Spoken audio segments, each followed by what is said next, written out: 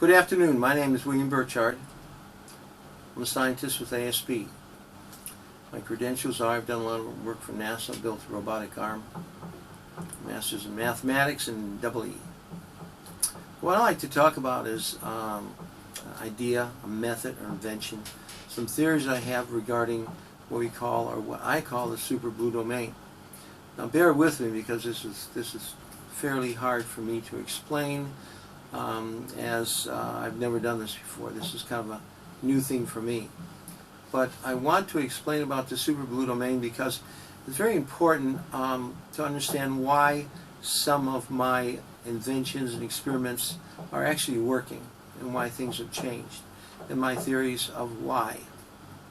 So I'm going to try and do this as briefly as possible. I have two different papers, and one I'm just going to put up here, and it's going to show you a little bit. It's about creation and the universe and things like that, which you might have to understand a little bit about. So that's one paper. We have another paper that we're going to talk about, and this is about different types of, let's say, transmissions and things like that in our atmosphere and what we call an ether or an ether.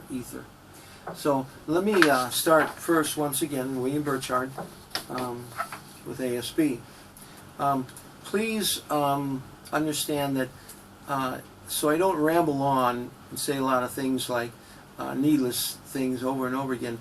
I have sort of a script to go by. So what I'm going to try and do is go by the script. I have two different sheets. I'm going to try and talk about both of these sort of white papers. I do have white papers on this subject that get quite a bit involved in math and engineering and all sorts of things that would take about a 300-page document. The white papers are quite extensive. So let me try and do my best to go by my sheet, my script, and then I will try and explain this the best I can. If you want to, you can email me at wburchard@andronicsuperblue.com and ask me about the white paper, or talk to me about the white paper. I call them white paper, blue paper, kind of my own nomenclature, if you will. So once again, let me get started. How motion created everything in the universe. Now, and releasing the power of the universe. Well, basically, what's sort of happening? I call this the diffusion of cosmos. Let me try and get that sheet up and show that to you. So that one's right there. That's the first part of or second page of the book. Energy diffusion in the cosmos. The concept of motion domains in the universe. All the theories and working models from detectors and SST PPM methods that I have sort of invented or came about thinking about different ideas. I call this the Super Blue Domain Polyshift 4 by William Burchard, Energy in the Cosmos. I do have a lot of drawings and diagrams that I've done. This is one particular one that I've done, and I'll try and hold it up to get you a good idea. I know it's a little hard to see. I try not to go too fast on it, but essentially, if you get the white paper, this will have all the information in it. Of course, I have the standard regular disclaimers. This book, or one of these books that I first wanted to publish, is about motion and how it's created and what it actually does. I derive a lot of my material from technical information, scientific facts, of course the scriptures, the Bible, which I believe in. I believe in that God did create the universe, and I look at that very closely, along with archaeological finds, different things that scientists have come up, different theories, examining string theories, things like that. Also the Big Bang Theory, which I happen to not believe in, but there's some validity in parts of them. So I'm going to try and talk about that. What do you need to know if you're going to read the white paper? Well, you'd have to probably be quite well versed in different types of mathematics, physics. I go through a lot of Maxwell equations, a lot of different scientific facts and scientists and different things like that. I try and explain them from a different point of view.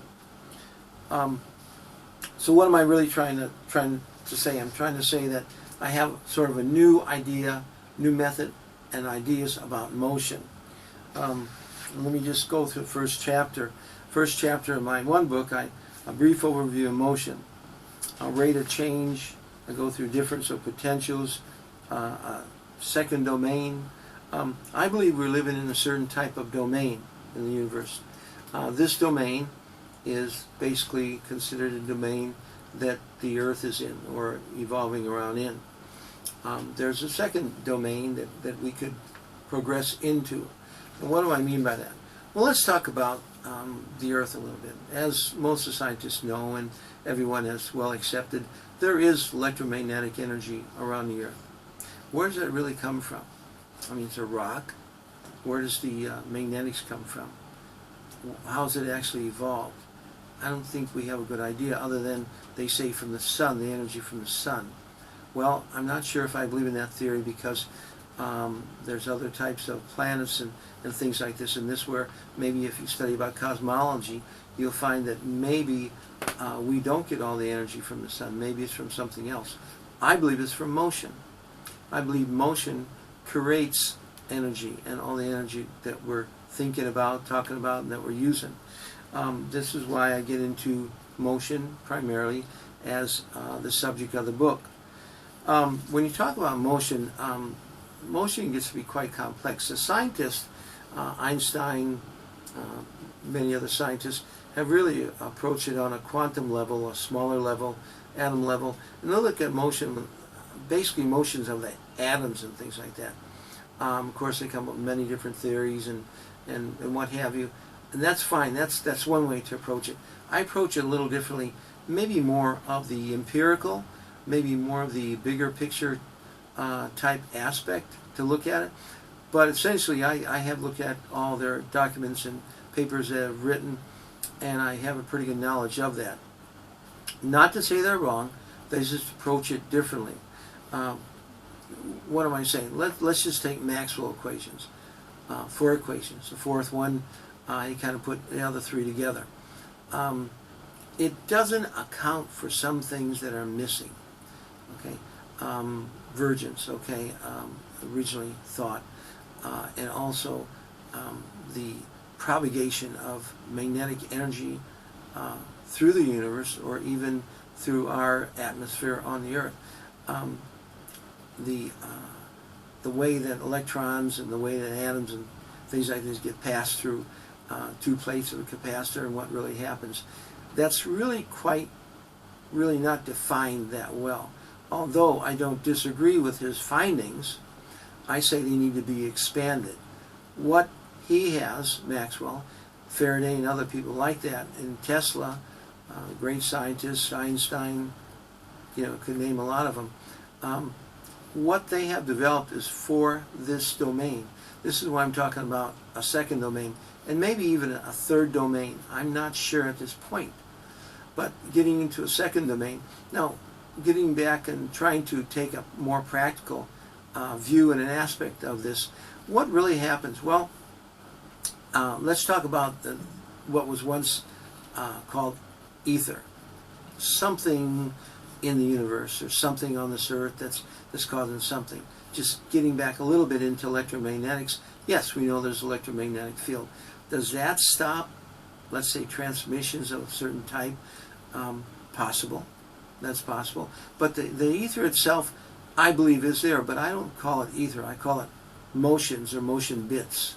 Okay, because I believe that, begin with, motion created everything. That's why I think you'd have to really understand the book in detail to really understand why I believe some things do work, experiments I have, and different inventions. Like I said, this is not an easy subject to explain. That's fairly difficult. When you write 2 or 3 books on a subject that deals with this, then you're not going to do it in 5 minutes. But I'm going to try my best to give you a good idea. Let me try and give you some examples. Let's just say that we're talking about energy, either from a cell phone or any kind of electromagnetic energy. Basically, everything boils down to electromagnetic waves of energy of some type, given fact. I agree with that. But what are they really? Are they really electromagnetic waves or are they motion waves? I'm not sure the scientists know about that either. So my point of view, once again, is let's say, how does that affect transmissions? How does that affect our movements, our walking, everything, every type of movement, every type of motion that we have? How does that affect everything like that? Is there really something that's sort of blocking us as we walk, or electromagnetic signals as they go through the air or the ground, the earth, or through the cosmos? What is really there? I think they've been trying to find this out for a long time. CERN, I think they're trying to discern this information if they can. Well, not done yet, and they're trying. No problem. I think that's a good idea. But let's hear me out if you can a little bit on this.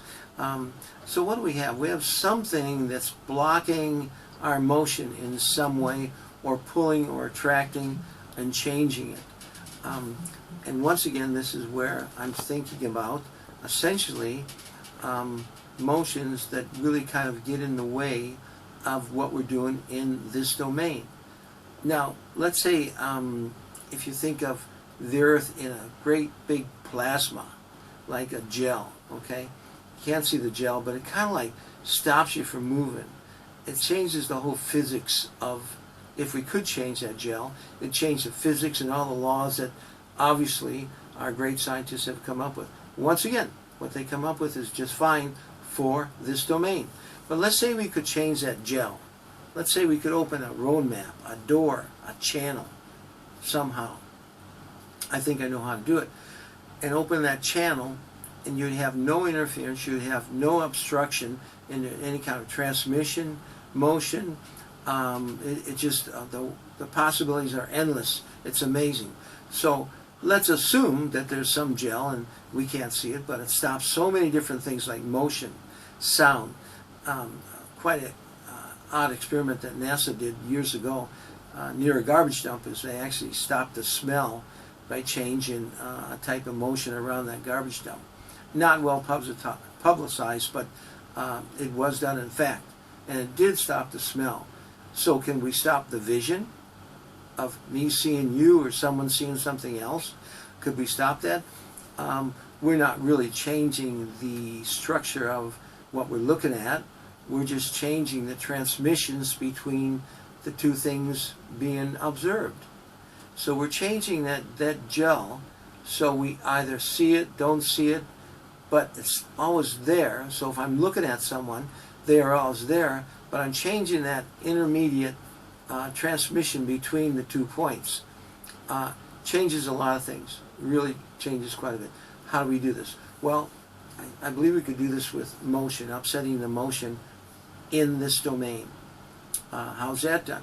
Well, actually that's done by nature and natural events now, as we see it, and I try and explain that, and I give a lot of information on what's done in nature and natural events that do happen. Big explosions, things like that. A few things change that transmission. A few things change that gel that we're talking about. Can we do it another way? Yes, you can do it another way by what I call rate of change and difference of potential, which is basically changing a rate of change and difference of potential of two different objects. Does a lot of things. Can create different motors for different types of devices travel in space. A different type of engine can be evolved from this type of technology.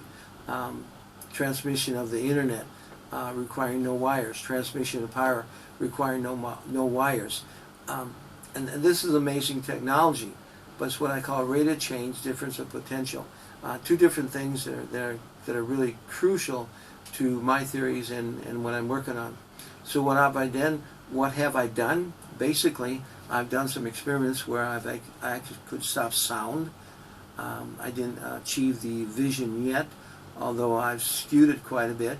I think with different types of technology and mechanical devices and electronics, of course, software being controlled and a lot of things, we can change so many different aspects of how we live in this, what I call the first domain.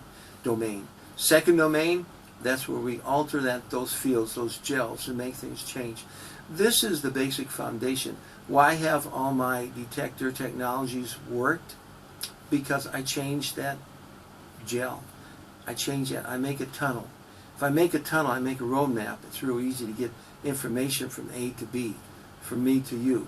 It's a very simple thing in that the concept. I change that gel, I can open up so many possibilities. Yes, can I detect things? Yes. Can I detect and stop rotation of that magnetic field? Yes. What would that do to weaponizing? Unbelievable. Fantastic. It changes a lot of things in physics, of course, but only if you go into the second domain. So I want to explain this a little bit. That's probably about the best I can do with this demo or this video. And once again, I have some white papers, and I'll try and explain more about that, but it's quite lengthy. If you want me to come and talk about this at your university or some gathering or whatever you may have, I'm willing to do that. It might take quite a while, but I'm willing to do that and maybe show an experiment or two. I want to thank you very much. This is William Burchard, of course, from America, U.S. citizen. Glad to be alive, and I want to thank you very much. And I give praise and honor to God, glory to God, because basically He gave me these ideas. But I'm a very scientific person, and I do go by proof and proving things out. And that's what I've done. Thank you very much. You guys have a great day in the Lord.